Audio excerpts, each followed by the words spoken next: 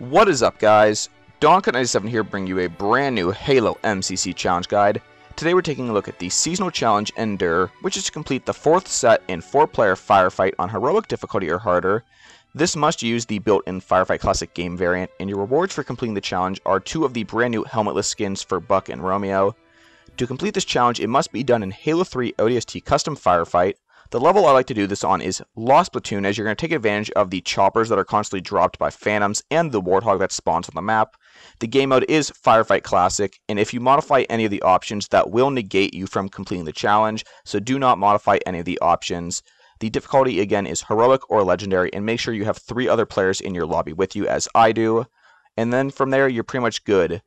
The first thing we're going to talk about here is the strategy you want to do on set 1, and this is what you're going to do to set up how the rest of this challenge will go for you.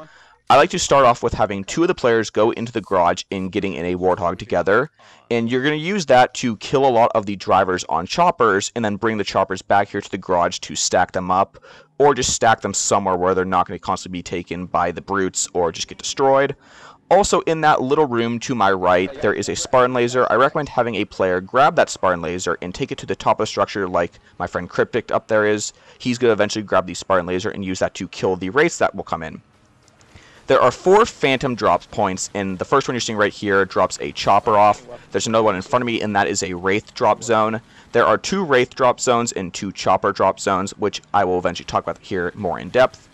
I like to use the Warthog to immediately start killing the enemies that come out of the Phantoms when you can, and that will be moved on to the choppers in the later rounds. When you're trying to target the chopper, mainly target at the driver position, as you can easily kill the driver without destroying the chopper. As you can see here, the driver for that chopper has now been eliminated. Ryan is now in the chopper. He's going to take it back to the garage for either Midnight or Cryptic to take and use that to help us get more. Like I said, the reason you want to stockpile all these is going to be when the skulls are added onto set 2, which we would talk about here more in a second. In front of me where that jackal is, or I should say where that crate is, that is where the second chopper zone is, and on the back giant hill behind this structure is where the other wraith is, but I'll talk about more of that when I finally see them in video. Cryptic right there is where the Spartan laser will be at, and we're going to now give him this chopper. Pretty much that's what you're going to do with the 2 people that are in the Warthog. They'll be grabbing choppers for the other 2 that do not have a vehicle at the moment, and then grabbing choppers for themselves. Now, I would like to start by talking about the skulls that are on this challenge, or I should say in the Firefight settings itself. The first skull that is enabled is Tough Luck, and that just makes it so enemies evade better.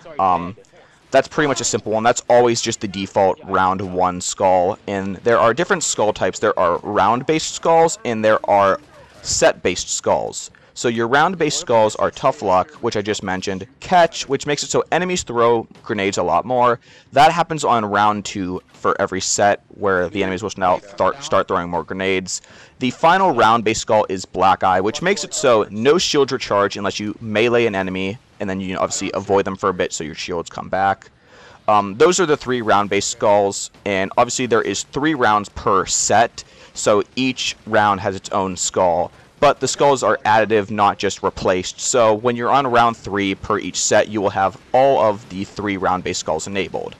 The set-based skulls are the Tilt Skull, and this will not appear until set number 2 begins. This makes it so enemy shields deflect bullets, and this is the reason why you want to grab the choppers and get rid of your Warthog after set 1, since the chopper or the Warthog's chain gun will be not effective at all, pretty much compared to the chopper.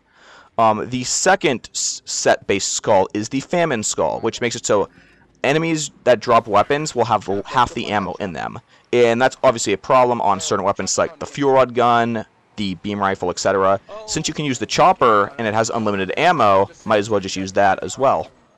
The final skull that appears in set 4 is the Mythic Skull, which makes enemy health be doubled their standard health. So it does tend to get annoying when you're on the 4th set and all the enemies will last twice as long, but that mainly just happens for the brutes, I would say. The grunts and the jackals still die pretty easily to the chopper rounds. So yeah, that's pretty much what all the skulls do. Once you have at least your 4 choppers, I'd recommend getting all 4 players to go in choppers and just start killing everything, mowing them down. It's pretty much a repetitive cycle once you complete set 1, just more skulls are added. But obviously be careful once Black Eye is on or catches on, because you don't want your vehicles being stuck and losing a lot of them. We did have that happen to us early on, where we were doing very poorly because of getting stuck multiple times by the Catch Skull. As you can see, we went from 10 lives now down to 4, but we did recover very quickly, and we actually at one point had like 5 or 6 extra choppers just sitting around the map. Also, at the end of each set, you will be fully healed, lives are added after each round and after the bonus round. Take advantage of the bonus round to get as much points as you can for extra lives. That will help you in the long run. I think in the end we had at max like 23 lives at one point. Be careful during the bonus round. You want to come here to the courtyard of this structure. That is where all the grunts will be deployed, and you just want to mow them down with the blaster on your chopper. Do not try to splatter them, as it's just going to end up killing you and doing a lot of damage to you.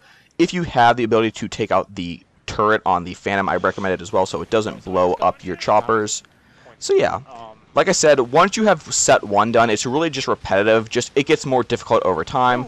If you're looking at going for this challenge, I would definitely recommend putting at least 2 to 3 hours aside to complete this challenge. This took us about, I think, almost 2 hours exactly, so take that into consideration. If you do fail the challenge at some point, you will have to restart from the beginning. There is no starting at certain rounds or sets in Firefight on Halo 3 ODST.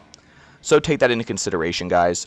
Right here you can see now we began set 2. The new set of skulls are going to go on. We're going to start with Tough Luck and Tilt. Set 2, like I said, is where you want to depend on the chopper. You do not want to use your Warthog after set 1 is over, since the Tilt Skull is going to stay on for the rest of this challenge. So yeah. There really isn't much else for me to talk about, just because of how these challenge, or how repetitive this is for different sets. It's just, you know, new skull, etc. Definitely, when the later sets come in, have somebody get out of their chopper and go back up into the structure with the Fuel Rod gun and the Spartan laser. As you can see, Cryptic kind of was the person we went to having him stay in the structure and take out all the wraiths when they would come in, so they don't destroy us. Another thing is, say you have a wraith left at the very final round. Once the final round ends, any enemy vehicles that are currently active, those will be destroyed. So any wraiths or choppers on the ground that are being controlled by AI, those do blow up at the end of each round. So take that into consideration. If you want a chopper and that's the last enemy, try to get it before you kill the final enemies. Another thing is, you want to stay further back than you think from all the enemies so they don't blast you. Especially when you come across the Fuel Rod Brute Chieftains, the Hammer Brute Chieftains, or even, you know, the bonus round against these grunts. Honestly, this challenge is not as bad as it seems, especially when you have 3 other friends that know what they're doing. If you are more of a novice player, this challenge could be very difficult for you, depending if you know what to do or not. This is the kind of the reason I like recommending this map to do it on. If you go on other ones, there are no vehicles really for you to use, so again, take that in consideration. Another map to use this on, though, is, I believe, the interior for Oni Alpha Site. I forget what the name is, so I'm sorry about that. But with that, you can also really just easily camp the enemy drops, kind of like here with the choppers. You can just camp the Phantom drop, since the other map also only can drop enemies through the Phantom. So yeah, remember, definitely right here you can see here's a chopper right here. I would recommend, if you have the ability, to bring all your choppers to the garage, but also kind of spread them out so a Wraith Blast doesn't go into the garage and destroy them. Right here in front of me is one of the other Wraiths that spawn in, or I should say get dropped off. That is the second Wraith spawn zone, and like I said, the round ended and that Wraith just immediately blew up, even though Cryptic didn't shoot at him with the Spartan laser. And again, we're back here to the bonus round. Pretty much this video clip I've been showing, you know, the final bits of each round. If you would like to see the full video, that will be in the top right corner. I did upload the whole hour and 50-minute gameplay from this challenge guide. So yeah, I just wanted to cut this down because I don't think I could have talked about an hour and some, or 2 hours pretty much, about this challenge. Like I said, there's not really much to talk about it. It's just be smart with your plays. Try to get as many choppers as possible if you can. Stick together. Use immense teamwork. This is going to be a challenge that if you use teamwork, you will prevail through it. There isn't really much I can do specific-wise, as each round, or I should say each wave, the enemy drops can vary between a few things, so I can't always say this is the specific situation of this comes in at this set. But one thing to consideration is, when you have the drones coming in, be careful with your choppers, as they can actually kind of maneuver around you better than you can. Obviously, the chopper is not the easiest to maneuver with. So be careful of that. Another thing is be careful of the invisible brutes, as they like to throw the flame grenades at your choppers. If you drive into those, you're pretty much going to lose your chopper or heavily damage it. The other thing to be careful of is the brutes that will throw trip mines, as I did not know brutes even threw trip mines in Halo 3 ODST.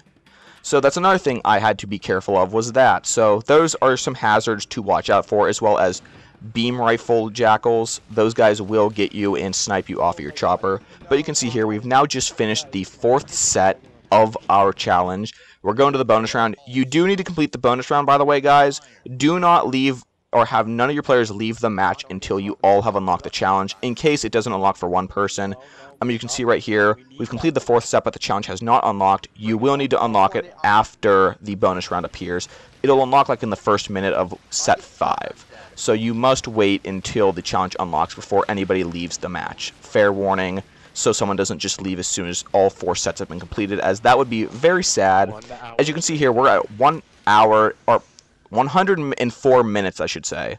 So, about almost 2 hours exactly. And that's not bad. That's a lot better than the last time I completed this. The first time I completed this challenge way back on Halo 3 ODST on the 360, it took me 2.5 hours, and that gameplay is also still available on my channel. But guys, that's all I have for you. I hope this challenge guide was some bit of a help, as well as my Let's Hunt for It. That is also the full 2-hour gameplay recording. But guys, I hope you enjoyed. Remember, if you did, leave a like, comment, and subscribe so I know you guys did. And I'll see you all in the next one. Peace. Yeah. No, wait, no, the photo! The photo! We can get it. It's fine.